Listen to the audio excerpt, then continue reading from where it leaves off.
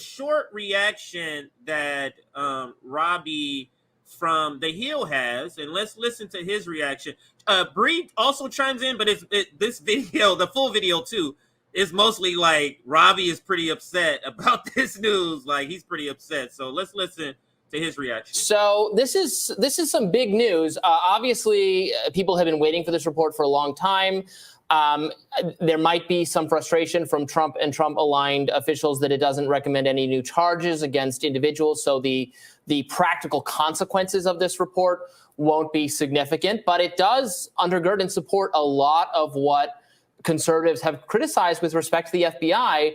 Basically, this is one big confirmation. This is an independent official report saying, yeah, everybody got over their skis with this Russia thing. That's what it found, essentially. I mean, accusing people of having links to Russia has been an age-old tactic to ruin your political enemies.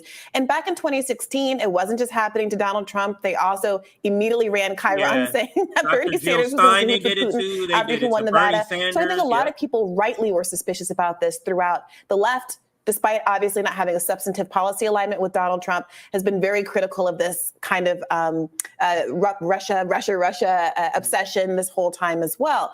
Now, what's interesting about this is the timing of this acknowledgement in a lot of ways. Remember, we're coming off of the heels of this CNN Trump town hall, which has been criticized roundly by liberals because basically they couldn't contain Trump. He was able to say a lot of things that are some mix of misinformation and inconvenient truths for the Democratic Party. But one of the things they really tried to pin him on was the idea that he was kind of uniquely anti-democratic by framing the results of the 2020 elections in a certain way, claiming that they were stolen from him. Now, obviously, his direct claims of election fraud are unsubstantiated and not the same as this. But he also made a cluster of other claims about how the election was rigged, including stuff like this and stuff like the suppression of the Hunter Biden story.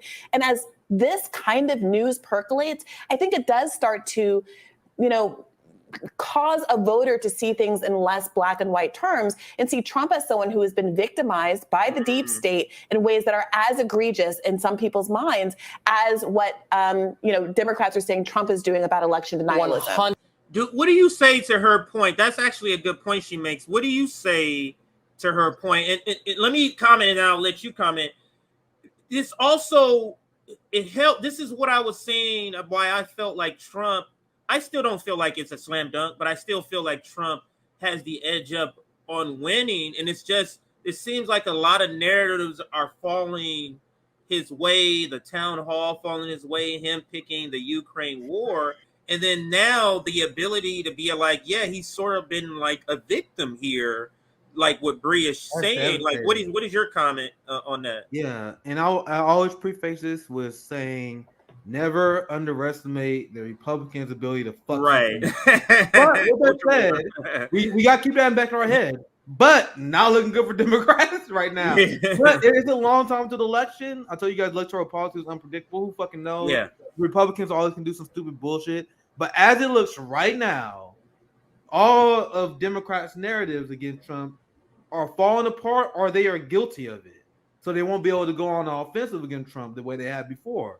So it was easy to rally the Gen Z for change, all these Gen Z people who voted for Joe Biden when there wasn't a record. Like when you had Donald Trump to run again. Right. They now like, the Willow Project, kids are still in cages. We in endless war. Wait, why the fuck were we? You're a Trump. You're a Trump. So that's why I definitely lean towards Trump winning again. But you never know with electoral politics. The system is also rigged. You never know, they might pull some nonsense like that off as well.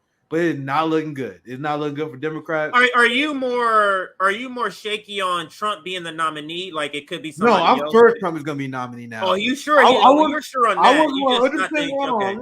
I was 100% wrong. I thought Ron DeSantis stood a chance. He did not stand a chance, especially after the town hall. It was over. Like there's no way Ron DeSantis can pull that off. One of the reasons why Ron DeSantis has been impressive is because he's been trying to out-Trump Trump. He's been trying to do Trump's shit, but he's not as good. Well, he's good enough to be propelled as a top name, but can he beat Trump using his own skills? You know what I mean? If you imitate LeBron, you might, and you may go very far in basketball. but that don't mean you're gonna beat LeBron James in the one-on-one. Right. That is what. So that is over. And Trump demonstrated something that I did not see the first two elections. He had the ability to completely dismantle Democrat talking points about him, whether it is filled with half-truths or not. He knows the Oppo research on him, and he is prepared, unlike where he was in the last two elections, where he will come up with gold mines every once in a while, but because he's winging it. Like you can tell, like he was like winging it all the time. Yeah, he does. Sometimes he'll miss, sometimes he'll hit. But now, after watching that town hall, I was like, bro, everything he says is planned. Like he got a planned response for everything. That is not how Trump used to operate, and that is dangerous for Joe Biden, who can't even memorize a speech at this point. Yeah, he can't even do a press conference at this point. And what are they gonna do? Replace him with Kamala Harris, who's even more unpopular? So, man, it's gonna be a funny election. That's all I'm gonna say.